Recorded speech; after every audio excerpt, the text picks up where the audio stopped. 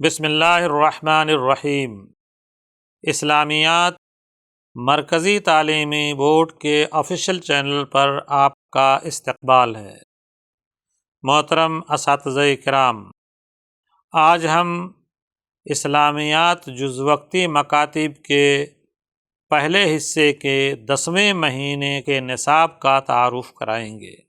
اس مہینے کے نصاب میں جیسا کہ پہلے سے بات آ رہی ہے کہ نصاب مختلف عنوانات کے تحت ہے، تو قاعدہ کے تحت اس میں مد متصل اور مد منفصل اور لازم کا تعارف اور مشق ہے۔ یعنی مد کی چاروں اقسام ہیں، مد متصل، مد منفصل اور مد لازم۔ اس کا تعارف تینوں کا اور اس کی مشق ہوگی۔ اسی طرح سے حروف مقطعات کا تعارف اور اس کی مشق، یعنی حروف مقطعات قرآن مجید میں جو استعمال ہیں تو اس کے پڑھنے کا طریقہ کیا ہوگا، اس کا تعارف بچوں کو کرایا جائے گا۔ اور اسی طرح سے تیسرے نمبر پر نون قطنی کا تعارف اور اس کی مشق۔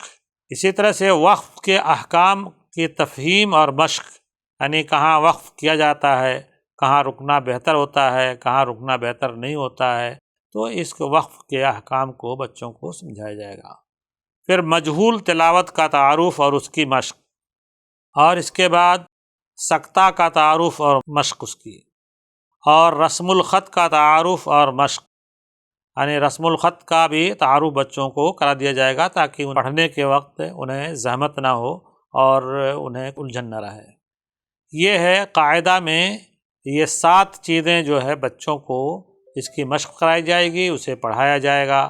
اسی طرح سے حدیث میں فحش گوئی سے بچنے کے متعلق حدیث کا متن یاد کرایا جائے گا اور اس کا ترجمہ بھی ساتھ میں یاد کرایا جائے گا، اور اس کا مفہوم بچوں کو سوال و جواب کے ذریعے سے سمجھایا جائے گا۔ جو تشریح لکھی گئی ہے اسے بچوں کو نہ پڑھایا جائے گا نہ یاد کرایا جائے گا، بلکہ اس کا مفہوم سوال و جواب سے بچوں کو سمجھایا جائے گا۔ دعا میں سونے سے پہلے کی دعا ترجمے کے ساتھ یاد کرانا، اور عملی طور پر بچوں کی زندگی میں بچے پڑھتے ہیں کہ نہیں پڑھتے ہیں اس کا جائزہ بھی لینا۔ عقائد و ایمانیات میں اللہ کے ناموں کو ترجمے کے ساتھ یاد کرانا، یہ صفاتی نام ہیں، اور ان ناموں کا ہماری زندگی سے کیا تعلق ہے، اللہ کی صفات کا ہماری زندگی سے کیا مطالبہ ہے اور کیا اثرات پڑتے ہیں، اس کا بھی بچوں کو مفہوم بتانا۔ اسی طرح سے حدیث رسول صلی اللہ علیہ وسلم کا تعارف کہ حدیث کسے کہتے ہیں، اس کا تعارف بھی بچوں کو کرا دینا۔ اور سورتوں کو یاد کرنے کے سلسلے میں سورہ عصر کا پچھلے مہینے یاد کرائی گئی ترجمہ کے ساتھ، اس مہینے اس کا اعادہ ہوگا۔ نصابی سرگرمیوں میں اب تک یاد کیے گئے اذکار پر مشتمل مقابلہ گروپ کی شکل میں، یعنی اب تک جو اذکار بچوں کو یاد کرائے گئے ہیں ان سب کو مقابلہ ترجمے کے ساتھ، ان اذکار کا ترجمے کے ساتھ مقابلہ بچوں کا ہوگا۔ گروپ بنا دیں گے اور جو بچے جیتیں گے انہیں کچھ انعامات وغیرہ بھی دیے جائیں گے۔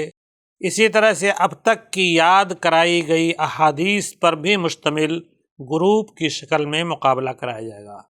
اس سے بچوں میں شوق پیدا ہوگا، ایک دوسروں کے ساتھ آگے بڑھنے کا حوصلہ پیدا ہوگا، اور تمام بچوں کو جو اب تک احادیث پڑھائی گئی ہیں اس کا ترجمہ اور احادیث ان کو یاد ہو جائیں گی۔ امید ہے کہ ہم اس طرح سے اس نصاب کے ذریعے سے بچوں کی صحیح تعلیم و تربیت کر سکیں گے۔ والسلام علیکم ورحمۃ اللہ وبرکاتہ۔